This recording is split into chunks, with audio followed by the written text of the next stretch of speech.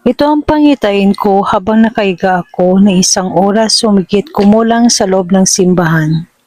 Nakita ko pag-akyat sa langit ang isang pader papunta sa Golden City ng ating Panginoon. Kumikinang ang bawat daan at ang solid wall na dinaraanan ko. Pumasok ako sa isang pintuan na bukas. Ito ay puro ginto at may matibay na haligi sa magkabila. Agad akong nagtanong sa Panginoon kung saan ang Golden Bridge ng langit. At bigla niyang itinuro ang Golden Bridge na hindi ko nakita noong pumunta din ako sa langit noong taon ng 1999.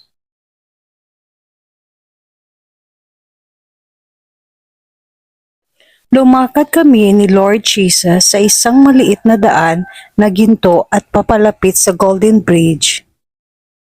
Noong paakyat ako, tinititigan ko maliit lang siya at napakagandang tingnan. Dahil ang grills nito ay kumikinang sa ginto at may mga diamante at gems na iba't ibang kulay na nakapalamuti sa bawat grills. Sobrang napakagandang Golden Bridge na hindi mo matatagpuan sa kalupaan. Puno ng kaningningan dahil sa pagmamahal ni Jesucristo. Nakita kong dumadaloy sa ilalim nito ang River of Life sa paraiso ni Lord Jesus.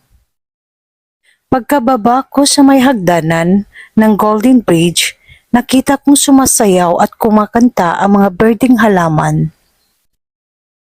Kumikinang ang mga dulo ng halaman.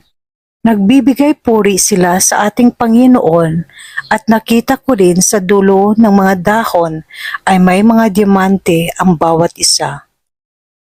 Pagkatapos, habang naglalakad kami ng ating Panginoon, nakita ko ang kastilyong ginto. Ang solid wall nito at ang hagdan ay ginto.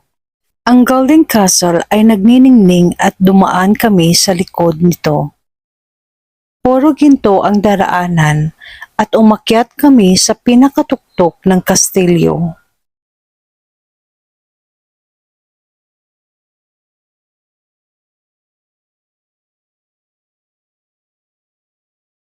Nakita ko mula sa pinakatuktok ng kastilyo ang kabuuan ng Golden City. Nagkikislapan at nagniningning sa ganda.